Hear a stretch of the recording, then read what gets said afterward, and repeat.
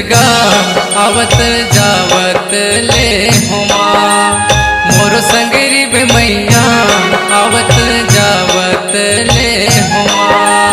मोर संगरी बे दुर्गा आवत जावत ले हुमा।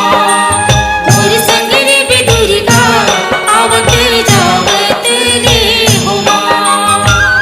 अलहन कोनो आयनी डगर में हो मैया। अलहन कोनो आयनी डगर में जिंदगी पावत ले हुमा। मोर संगरी बे दुर्गा आवत जावत ले हुमा। मोर संगरी बे दुर्गा आवत जावत ले हुमा।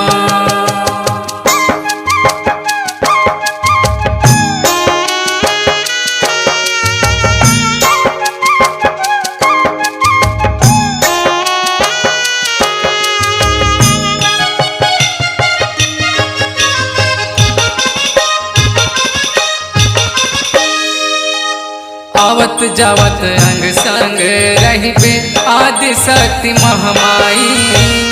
आगो आगो लंगुरे चलबे बैरी मन घबराए। बैरी मन घबराए होई, बैरी मन घबराए। तीन रंगे बैरंग ला घर में चलत पवन लहराई। तेरी भुजा डिहवारी ने बैठबे गाँव के शीतला गाई। गाँव के शीतला गाई हो मैया, गाँव के शीतला गाई। सदा भवानी दाहिन रहिबे हो मैया। सदा भवानी दाहिन रहिबे रसदा चतरावत हो माँ। मोर संगरी बे दुर्गा आवत जावत ले हुमा। मोर संगरी बे दुर्गा आवत जावत ले हुमा।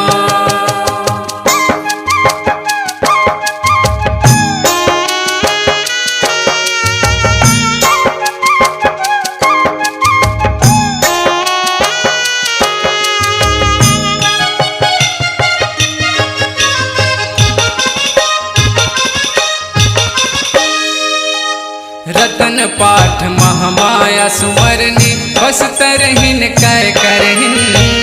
हम धाटल कुंवारी जननी चंडिका दुर्गाहिन। चंडिका दुर्गाहिन गाई, चंडिका दुर्गाहिन। अंता गढ़ काली दुख हरनी मोहलई छाता गढ़हिन। मैहर सारद तारन तरनी हिंगलाज परदेसी। हिंगलाज परदेसी गाई, हिंगलाज परदेसी। कमलई डोंगर गढ़ के अइबे हो मैया। कमलई डोंगर गढ़ के अइबे अर्जी स्वीकारत हो माँ। मोर संगरी बे दुर्गा आवत जावत ले हुमा। मोर संगरी बे दुर्गा आवत जावत ले हुमा।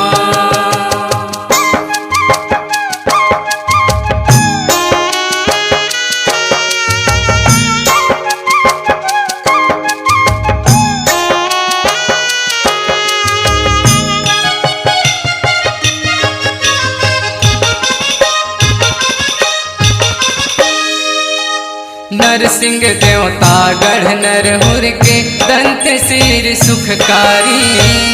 आबे कामाख्या कौरु नगर के अवहिम राज दुलारी।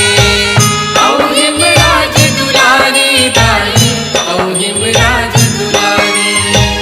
तेलिन सकते 12 भंवर के बांधो बंधन दुलारी। नैना देवी नैना गढ़ के करथस जग उजियारी। करथस जग उजियारी दाई, करथस जग उजियारी। माई कहूँ चो मती बिलम बे हो मैया।